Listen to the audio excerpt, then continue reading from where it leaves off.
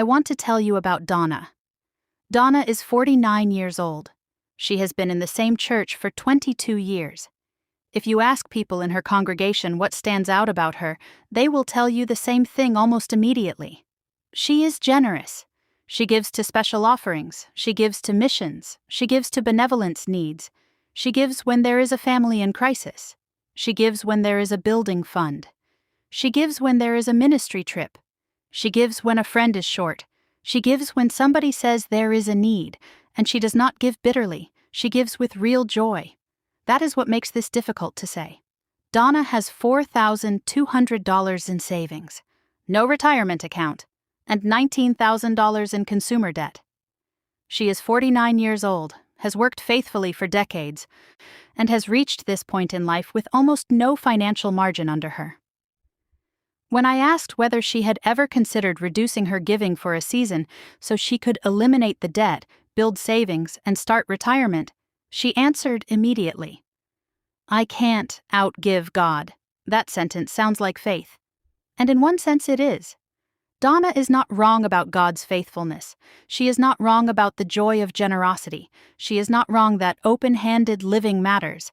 She is wrong about the sequence. And the wrong sequence repeated for 22 years has left her in a financial position that now threatens the very generosity she loves. That is the contradiction. Donna thinks the most generous version of her life is the one where she keeps giving at the current level no matter what her foundation looks like. It is not. The most generous version of Donna's life is not the version giving from fragility. It is the version on the other side of debt freedom, real savings, and retirement building, where her giving is not being silently canceled out by the cost of the instability underneath it. Because right now Donna gives about $4,000 a year, and she pays about $3,800 a year in interest. So the church sees generosity, but the math sees something else. A woman trying to outgive while lenders collect almost the same amount from the other side. That is not the fullest version of generosity. That is generosity leaking through fragility. And if no one ever says that clearly, Donna will keep mistaking depletion for faithfulness until the years that remain get shorter and the options get thinner. This video is for Donna, and for every Christian who has been taught to give sacrificially without ever being taught that the most generous life runs through a foundation, not around one. Donna's pattern is one of the most admired and least examined patterns in Christian financial culture. That is what makes it so dangerous. Because church communities are very good at celebrating visible sacrifice. They are much less practiced at asking whether the sacrifice is sustainable. And when a person gives again and again, responds to every need, and becomes known as generous, almost nobody wants to ask the harder question, what is this pattern doing to the giver over 20 years? That question matters. Because generosity is not only about the amount transferred in one moment, it is about what kind of life the pattern is producing over time. Donna gives $4,000 a year. Her debt interest costs her about $3,800 a year. So if you strip away the emotional power of the giving moment and look at the whole system, something painful becomes clear. Donna is not just giving to causes she loves. She is also, at nearly the same rate, giving to credit card companies. The church receives $4,000. The lenders receive $3,800. Donna feels sacrificial. Her financial position stays fragile. That is what wrong sequence does. It preserves the emotional appearance of generosity while draining the long-term power of it. And this is where many Christians get trapped. They think the choice is, give now or become selfish. That is not the real choice. The real choice is, give now from fragility and stay weak for decades, or give strategically for a season, build the foundation, and become the kind of giver who can give more, on longer, freer, and with far less strain. That is a very different conversation, and it is the conversation many churches have not had the courage to teach clearly, because sacrificial giving sounds spiritual, and saying, pause, reduce, build, then give more later, sounds to many believers like compromise. But the math exposes what emotion hides. If Donna keeps her current pattern for the next 16 years, she may give tens of thousands of dollars while arriving at retirement with almost nothing. If Donna spends a short season reducing giving, killing the debt, building emergency savings, and starting retirement investing, she can restore her giving at the same level, and then eventually exceed it, while no longer bleeding thousands a year to interest and instability. That means less giving for a short season can produce more actual generosity over the full arc of life. That is the part many people have never been shown. They have been shown the holiness of sacrifice. They have not been shown the stewardship of sequence. And sequence matters because every dollar can only do one job at a time. A dollar paying 20% credit card interest is not building retirement. It is not strengthening the household. It is not expanding future generosity. It is not creating margin for later benevolence. It is servicing yesterday. So the issue is not whether Donna loves God enough to give. She clearly does. The issue is whether she has been taught that giving from fragility is the highest form of Christian faithfulness, when in reality it may be the most expensive misunderstanding in her entire financial life. And there is one passage almost always used to defend that misunderstanding. The widow's mite. That is where we have to start.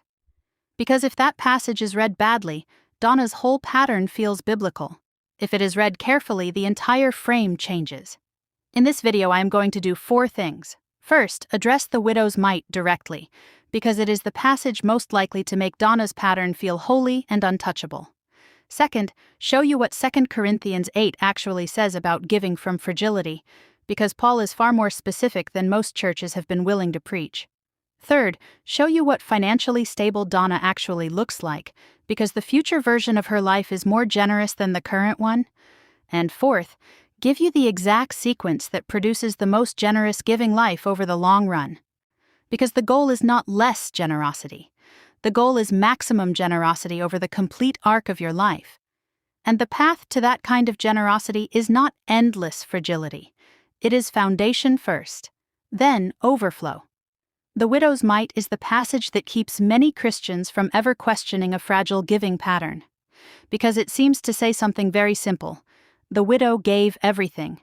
Jesus praised her. Therefore, sacrificial giving from poverty must be the highest standard. But careful reading matters. In Mark 12, Jesus sits opposite the treasury and watches people giving. Many rich people give large amounts. Then, a poor widow puts in 2 very small coins.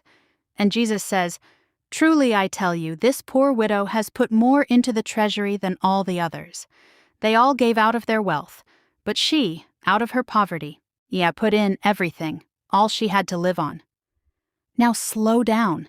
Jesus absolutely commends her. He absolutely identifies her giving as remarkable. He absolutely exposes the heart-level contrast between comfortable giving and costly giving. All true. But what does he not do? He does not prescribe her situation as the normative financial strategy for every Christian household. He does not say, "Go and do likewise with no regard for the financial structure of your house." He does not build a universal giving formula around the exceptional act of a poor widow in a specific moment. He observes. He reveals. He honors. What he is exposing is proportion and posture, not creating a household budgeting method for all believers in all conditions. That distinction is huge. Because the moment this passage shifts from remarkable heart posture observed by Jesus to normative giving pattern for every Christian family, you start producing Donna. People who think the most holy version of their financial life is the one where they keep giving regardless of what it does to the rest of the structure. But the New Testament does not leave the question there. Paul actually addresses giving more comprehensively than anyone else. And when he does, he says something that should radically reshape the way Donna interprets her own pattern. He says the acceptable gift is according to what one has, not according to what one does not have. That is not a side note. That is the correction. Because Donna is giving in a way that increasingly depends on what she does not actually have. Debt-free margin, true financial stability, and a built foundation. She is giving above structure and calling it faith. Paul speaks directly into that. So the widow's mite is not a license for permanent fragility. It is a revelation about the heart. And if you turn a revelation about the heart into a permanent structure for the household, you can end up honoring sacrifice while destroying sustainability. That is not what Jesus was doing. and it is not what the rest of the New Testament supports. 2 Corinthians 8 and 9 are the clearest extended teaching on Christian generosity in the New Testament. Most believers know one verse from that section: God loves a cheerful giver. True, but the surrounding verses matter, because they tell you what cheerful, acceptable, proportionate giving actually looks like. Paul is urging the Corinthians to complete a gift. He praises willingness. He praises generosity. He praises readiness. But then he says this: for if the willingness is there, the gift is acceptable according to what one has, not according to what one does not have. Our desire is not that others might be relieved while you are hard-pressed, but that there might be equality. That is devastatingly clear. Acceptable according to what one has, not according to what one does not have. And our desire is not that others be relieved while you are hard-pressed. Donna's current pattern does exactly what Paul says is not the aim. Others are relieved. She remains hard-pressed. The church need is met. The credit card company still gets paid. The retirement account never starts. The savings never meaningfully grow. The household remains exposed. Paul does not describe that as the goal of Christian generosity. He actually warns against it. That is the part many giving messages leave out. Because without these verses, the believer hears, give sacrificially. With these verses, the believer hears, give willingly, give proportionately, and do not structure your generosity in a way that keeps your own household pressed while relieving everyone else. That is not less generous. That is more complete. And notice what Paul is trying to create: equality, not permanent collapse on one side and permanent relief on the other. Not chronic fragility dressed as virtue. He envisions provision moving wisely so that generosity does not become the engine of a new imbalance. That matters because Donna's pattern has not produced balance. It has produced depletion. Her giving is real, her heart is real, her willingness is real, the sequence is wrong. And wrong sequence keeps turning willing generosity into a structurally weak life. This is why Donna does not need less love for giving. She needs better theology for giving. She needs the version that says, your gift matters, your willingness matters, your generosity matters, and your household structure matters too. Because if you ignore the structure, you do not get a more biblical giver. You get a more exhausted one. And exhausted givers rarely stay maximally generous over decades. They age into fragility, they age into regret, they age into dependence, they age into narrower options, reduced capacity, and a much smaller giving future than the one they could have built. That is not the best stewardship outcome. And the best way to prove that is to show you Donna's life a few years from now if she finally gets the sequence right. Right now, Donna is 49. Debt, low savings, no retirement account, high generosity, high fragility. Now imagine Donna at 55. Not fantasy Donna, not millionaire Donna, just stable Donna. The debt is gone. The consumer balances are eliminated. The interest drain has stopped. The emergency fund is built to around 3 months of expenses. The Roth IRA exists and has been receiving regular contributions. The household is no longer one surprise away from needing rescue. Now look at her giving. She is giving the same $4,000 a year she used to give before, but now the $4,000 is no longer being silently canceled by $3,800 in interest. Now it is actual giving. Real giving, free giving, net giving. And because her monthly margin is stronger, she is able to respond to needs without financing that response through fragility. That changes everything. Then move farther. Imagine Donna at 65.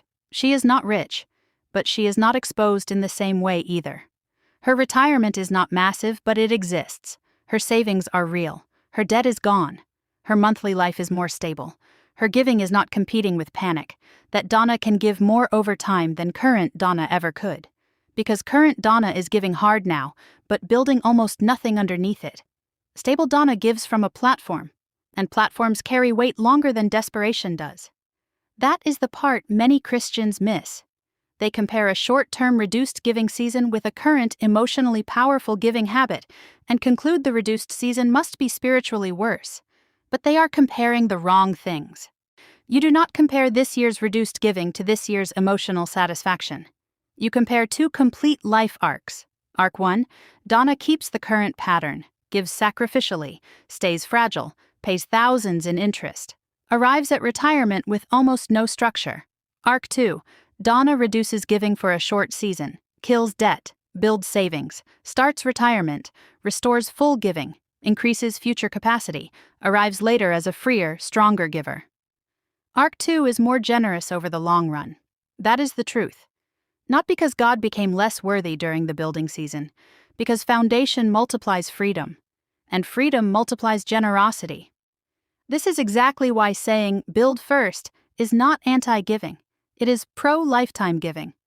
Donna does not need to be shamed for where she is. She needs to be shown a better future.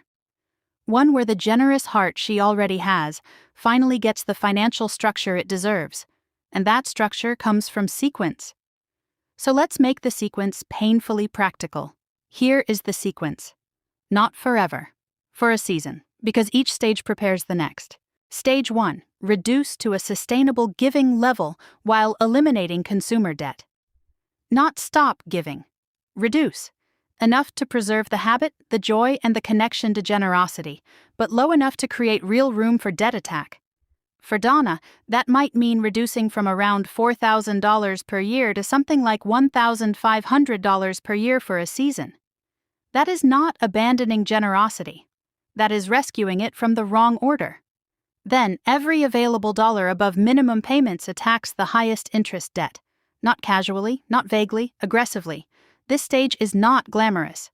Good. It is rescue work. Stage 2, build the emergency fund. Once the debt is gone, Donna needs protection, because one of the reasons fragile givers stay fragile is that every disruption sends them right back to the card. So now the goal is 3 months of expenses in cash. Not because cash is the whole plan, because resilience comes before expansion.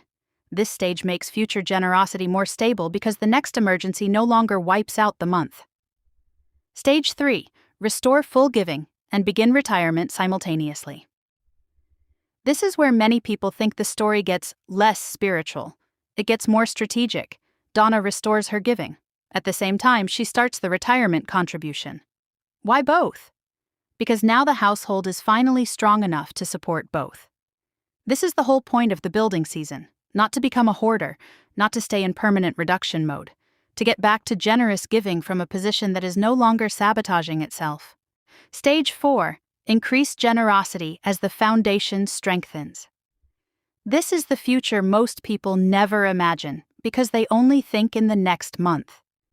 As Donna's retirement grows and her household becomes stronger, her giving can grow too.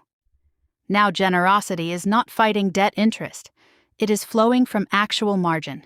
It becomes freer, more joyful, and more sustainable. That is the sequence. Build, stabilize, restore, increase. Not less generosity, smarter generosity. Not unbelief, order.